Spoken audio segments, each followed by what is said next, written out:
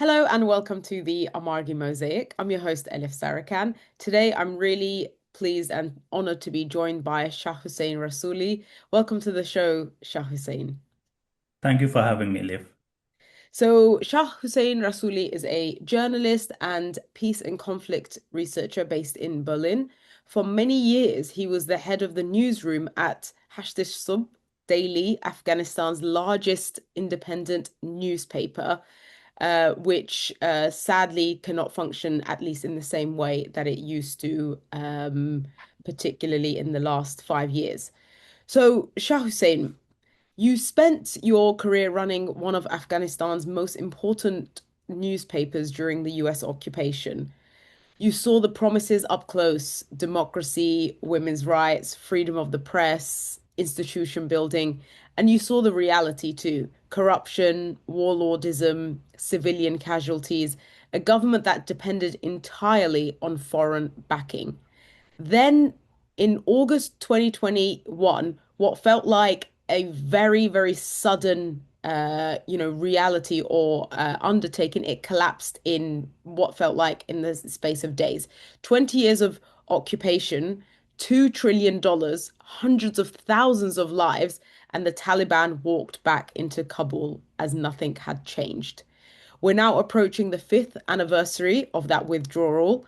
Girls haven't been to secondary school in 5 years. Women have been effectively eliminated from public life. Journalists have fled or been silenced, like you.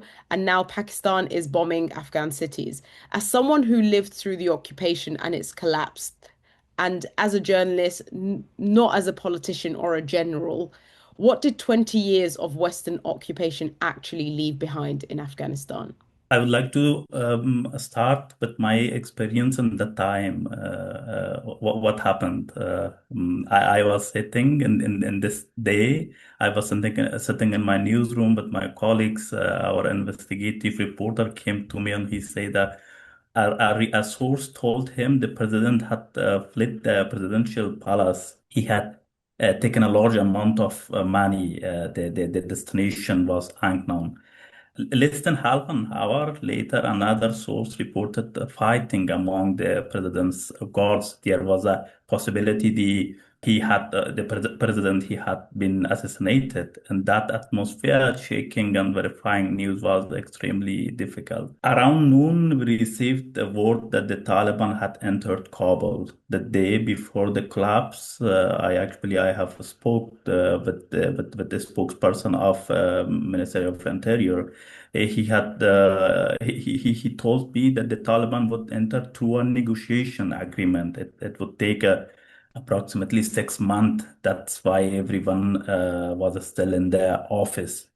Then in that time, we heard the gunfire. Immediately, we kept only essential stuff. We sent the rest of our colleagues home, especially the female ones. I do not want to exaggerate, but when I was driving from the office to my house, there were no signs left of the republic. I mean, the government, no signs of the system that had lasted 20 years.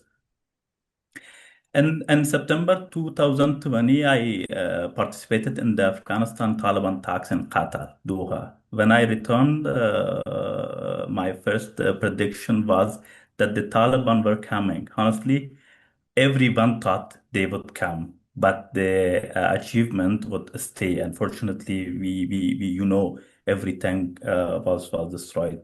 But what about your question regarding your question? I will say what was built over 20 years. There is a clear split. On one side, real and tangible change happened, especially in the cities. Women education grew, women appeared in media and institutions, independent journalism grew. These were not just on paper or just a project. They took root in the daily lives of many urban people. But at the structural level, many institutions stayed artificial. They stayed dependent. The government, the army, even part of the economy relied heavily on foreign how can I say, on foreign support and foreign money. They relied on military support. They relied on political backing. So what failed to take root were sustainable, self-sufficient institutions. That's why when when support was cut off, the whole system collapsed quickly, collapsed fast. According to what I saw, it was real to a significant degree, but it was not absolute. Media grew independent, journalists worked actively, especially women. Uh, we have made too many critical report. For example, on corruption was widely published. This show a relatively open space existed, but this independence had limit. Many media outlets dependent financially on foreign money, foreign sources. There was a gap between the official narrative and felt reality. There were political pressure within the system. So I can say praise. I can divide it into these two parts. We have some good points, and also we had bad points also. Yeah. Yeah, I mean, from what I've heard, from what you just said, actually, essentially the walk in or the walk back of the Taliban to Kabul in many ways actually didn't even happen in days. It happened in the space of hours, where you went to your newsroom in the morning, and then when you left already, at least Kabul, maybe not the entire country, but at least Kabul was essentially already a different city. The most visible element of what has been happening in Afghanistan, and particularly that shift in the last 5 years, is the position of women, as we've Yeah. already said, and as you've already touched on as well.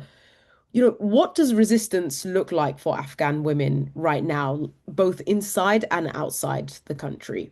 According to women resistance Afghanistan, I would say it is it have been continued to protest until now, despite serious risks. Many protests are small and often hidden because public the demonstration are quickly suppressed. Women are demanding basic rights like education, work, and freedom of movement. Some activities against and secret, while other use social media to raise their voices, even though many have been threatened, arrested, or silenced. Their resistance has not stopped even until now. And during this 4 years, I have many interviewed. I have had so many interviews with these Afghanistanis women protester. And another side, I can say underground schools. Underground schools also a kind of resistance. They have no complex structure, and that simplicity is their greatest strength. With one house, one teacher, or 5 to 10 girls, students, that's enough. Anything larger become dangerous, and they making shows their actions, but continuing their schools, their to becoming more knowledge in this situation in Afghanistan. I can say about this thema. It's too interesting, because I think it's just in Afghanistan. Like, I have searched in this space in this 4 or 5 years. I searched to find the likely situation in another country, in another place, but I couldn't. I had an interview, and I found this interview with girls that they studying in these underground classes. And one of these girls had said what you have mentioned, as a protest was valuable for me as a journalist, as a person who heard. I mean, that's really incredible. And please. You know, the risk of them are not only prison. So there is also flogging, confiscations of their homes, in some cases, disappearance. I have heard some cases. The same danger applies to the students' families. A father who let his daughter study and himself is accused. The system is built on complete trust. No one coordinates by phones. No one uses text message. Everything is passed month by month through family and local networks. Also, there is limit when the trust network breaks. The whole circle is at risk. All of the students, all of this school, I can say they are at risk somehow. I mean, yeah, I think it sounds like a very sophisticated basically organizing network for something that is, not even thought about in most of the world, right? The matter of going to school. I want to, yeah, I want to draw a bit of a line from Afghanistan to particularly the rest of the Middle East, because the patterns are really striking, in many ways, particularly, perhaps, of course, there's difference in specifics, of how, both society and, infrastructure or institutions are affected. But, in Afghanistan, the West occupied promised democracy, failed to build it and withdrew, leaving the Taliban in power. You know, we've seen a similar reality in Syria. We're seeing the latest promise of that in Iran. You know, that and the reality is that, for example, in Iran, the Islamic Republic, of course, has brutally oppressed its people for decades, but the patterns that the West promises seems to be the same. And I think, particularly Afghanistan is quite a big warning for many people, because in every case, the people who pay the price are, ordinary people. What would you say, or what does Afghanistan teach us about what is happening in other parts of the Middle East right now? That's a very important question. When I look at Afghanistan now, Syria and Iran, I see the same political pattern repeated again and again. The actors change, the geography change, but the logic stays the same. The betrayals are similar. The ending are familiar. After the American and Israel attacks on Iran, I wrote somewhere that I hope Iran does not experience what Afghanistan, Libya, or Iraq went through. Countries like ours should be warning when people speak about military intervention as liberation, not examples to follow.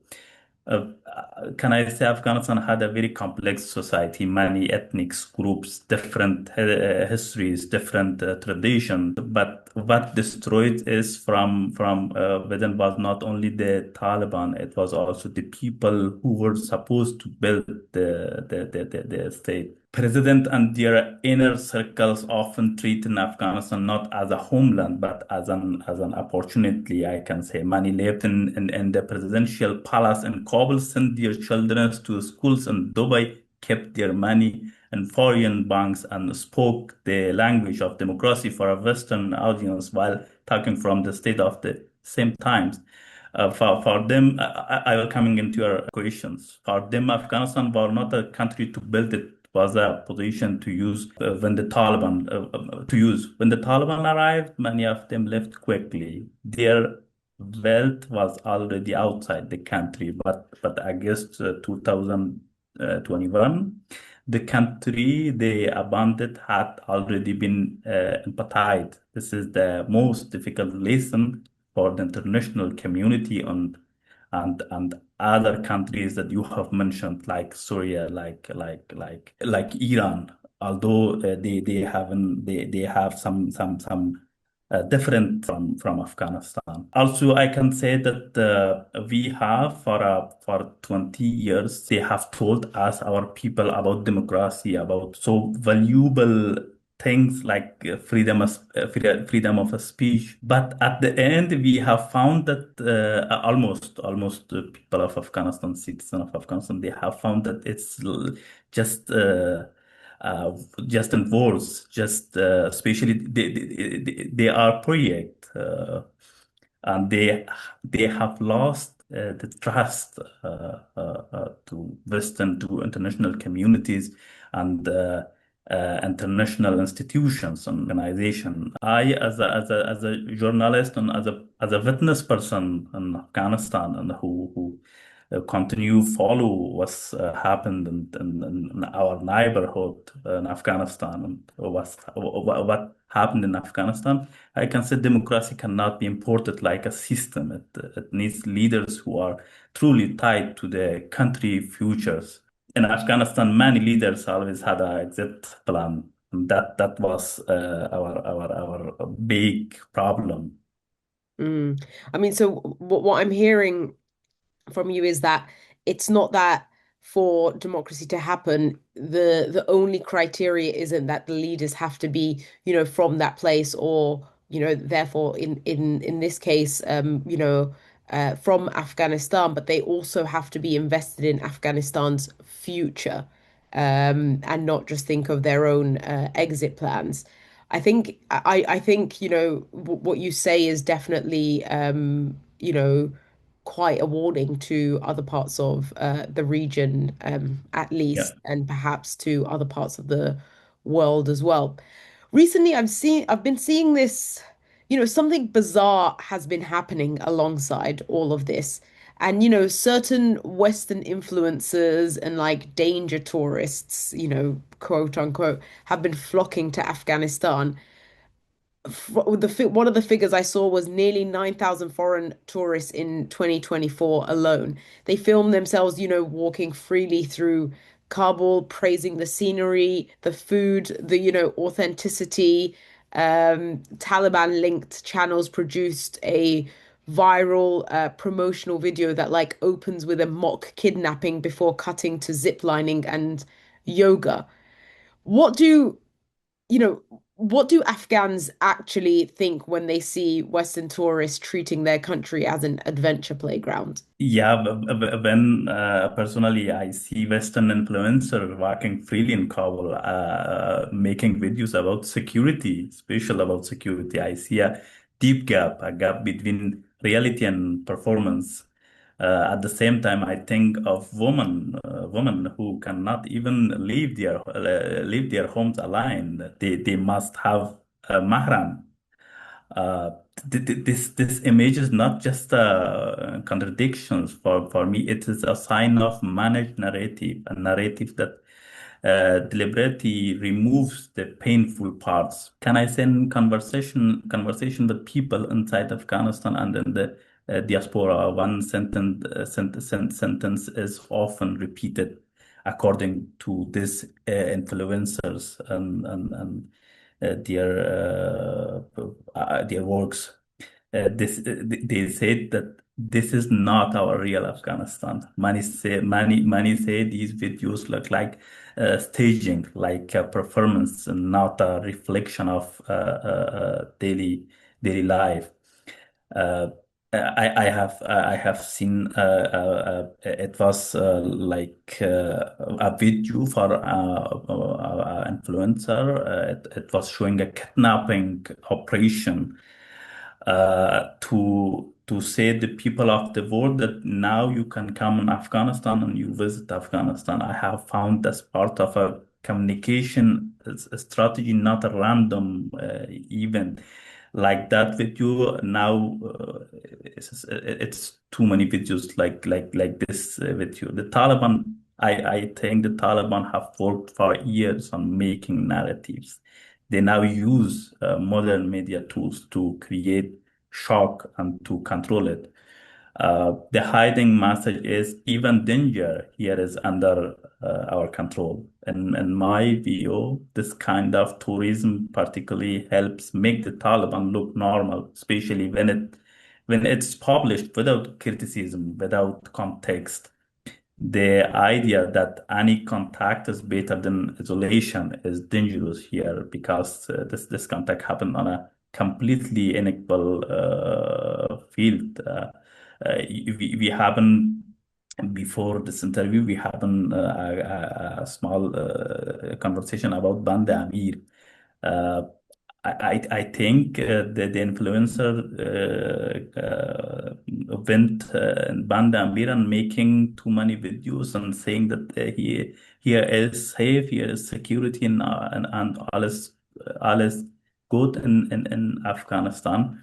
I think it's a symbol of a bigger problem in this country. Foreign tourists can visit, but Afghan women are mostly not allowed. Not only they are not allowed even go to parks, lakes and other places. It's verboten for Afghanistan's the women, and we have had so many rules. Taliban had so many rules had published. This is not just about one place. It shows a wider system where women are excluded from public live and public spaces. So basically, this is a, Taliban strategy to shift the narrative on what Afghanistan is under their governance, it sounds like, right? Where, women cannot even leave their homes, and even in their homes, have to abide by very strict rules. But actually, tourists can come and certainly have, you know, way more freedom of movement than the women of the country do. Um, in that context, there's something that becomes even more important, which is the truth, right? And you've said something before that, I thought about particularly because it certainly applies to a lot of journalists who are in exile, which is that you said, even if I've lost my homeland, I will never lose my voice. And, this is certainly shared with many journalists who are in exile, right? And, we've seen this happen in many places, whether it's in Iran, in Turkey, in Syria, in Gaza, which, last year was the deadliest place to be a journalist. In this context and in the context of, what we're seeing around this, like, for example, like the Taliban's tourism strategy and very sanitized media strategy, what happens to truth when people who tell it are in exile? Yeah. Before I answer your question, I would like to add some information about your last question about influencers and what they're making and their effect is. My question is, can we really treat the country as a normal tourist destination when it has experienced mass civilian death and suicide attacks? And on the repeat strikes on hospitals, on universities. For me, this is not believable. When you look at some social media channels or media platforms linked to the Taliban, you are often surprised by how professional and well managed they appears. But behind this surface, it becomes clear that there is a uh, broader coordination strategy shaping this image. Mm, For me, especially one of the most painful parts of this image making, can I say image making, is this entire region are removed from this story or completely cancelled. For example, today, Panjshir, it's a city north of Kabul, feels more like a militarized zone than a normal province. Reports I received show a heavy Taliban presence in villages In some areas, dozens of armed men are stationed for every few families, Mm, like around 60 talibs for controlling six, five, or six families. This is not just military pressure, it's constant watching over people's life. People feel like prisoners in their own homes. Communications are limited. Any protest, even any distrust, can have serious consequences. This has created an atmosphere of suffocation. The suffocation, it looks nothing like the security and tourist videos, how the audience look like. I would like to mention another province, Takhar. It's also a big province in Afghanistan. Many concerns goes beyond the Taliban presence. We are seeing in this city, in this province, demographic structures from Taliban. They making something change. There are many reports that thousands of people from border areas, especially Waziristan, have been moved to this province. They have been settled on local people's land, something through forced seizure. This increased ethnic and social tension. It can lead to long-term change in who lives in this region. For me, this is a very serious issue. Such change usually have deep and lasting, how can I say, result. And for the last example, I would like to mention Badakhshan. You may hear these names. Badakhshan is one of the richest region in natural resources, especially gold. But what is happening right now there, according to people in close contact with me, is uncontrolled extraction, plunder of resources. These extractions are done without transparency. Benefits do not reach local people even. The result, the environment is damaged. Local are pushed off their land. They are forced to leave their homes. Uh, and from the beginning of this year until now, we have saw so many protests from the people of this area, but nothing changed. They have been violently suppressed. This show that even peaceful civic reactions are not allowed. Uh, I would like to say that this is the reality of Afghanistan, what happened, and no one had attention, and mostly the picture that the Western and the world sees from Afghanistan is now just Afghanistan had delicious foods. Afghanistan had have good places for sightseeing, but not this reality change, unfortunately.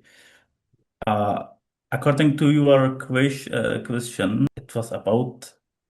So the question was, I mean, the question was about what happens to truth when the people who tell it are in exile. Because, this whole Western influencer, but also Western focus, because what you're saying, it sounds like actually part of the reason why a lot of the things that you've said get no coverage in Western media is it would have to come with some acceptance of failure of 20 years of occupation, right? So in that context and in what you've just spoken about, what can we say about or what happens to truth when people who tell it, like yourself, are in exile? Yeah, we are, yeah, yeah. Actually, for me, and fortunately, my situation is different. Years of journalistic work have given me my own sources. I have got access to direct information, but now getting this information carries risk for for my sources inside. But when a person became as a diaspora and he or she lived in not in the country, he or she lived in a foreign country, it's somehow it makes somehow distance between and sometimes the reality is something else. One do live in a crisis between a crisis and a crisis. You look, you see others. You see something else. But if you look from the another zone, I mean, you can see it better, I think. I, as a journalist and as a person who see what happened in Afghanistan, sometimes it comes that honestly my especially my friends they said when I wrote especially in social medias about Afghanistan, what happened in Afghanistan, or what an organization saying about Afghanistan, several report had published on what are saying about the situation of Afghanistan. My friends, for example, they told that you now you have a very uh, good life. You have alles in EU and a European country, and you. It's a kind of untrust. They trust. They didn't have trust, not just my opinions. It's overall. It makes truth to it changed truth to untrust. You know what I mean, or should I So you explain it mean in so you another? mean the distance the Yeah, distance is creating some lack of trust because people in Afghanistan see those who are not no longer in Afghanistan as and living a comfortable life. yeah, and especially the situation of because they lived in a very very hard situation now. Poverty is now, insecurity is now. Afghanistan yet is in war. More than two or three groups are having are against Taliban are actively working in Afghanistan. They this kind of living, they live in a very hard situation, and they think that we, as a diaspora, we have a very comfortable living. These two different making a on trust. They trust. They have not too much trust of our positions. Mm. I mean, you said something, towards the start of our conversation that one of the issues that Afghanistan has faced is that there haven't been any leaders invested in Afghanistan's future and that they always had an exit plan. Now 5 years on from the US withdrawal and the Taliban walking back into, the to become, the rulers of Afghanistan. What what can we say for the future of Afghanistan? Is there light and hope, at the end of the tunnel? And what is Afghan diaspora's role in that future? I can say, if storytelling stops, the stories of power will fill the empty space, and that's replacement is usually permanent.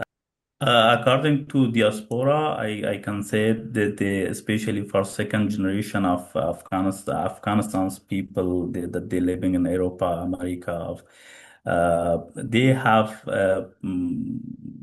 often mixed identity. Many still call themselves Afghans, but Afghanistan is more of a family story for them, not a lived experience. The distance between the diaspora's mental picture of Afghanistan and today's real Afghanistan is large. If this distance is not managed, it can lead to wrong understanding, to not finding its total disconnections. The future of Afghanistan, I think, will not be shaped only by those insights, but you have mentioned about diaspora, or only by the just by diaspora. It will be shaped by the complex mixing of a both. Removing either one creates a picture that is not uh,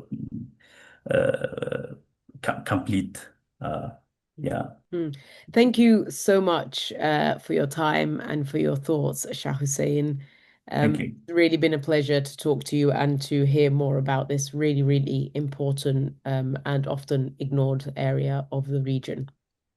Thank you so much. Thank you. And that's it for today's episode of the Amargi Mosaic. Until next time, take care.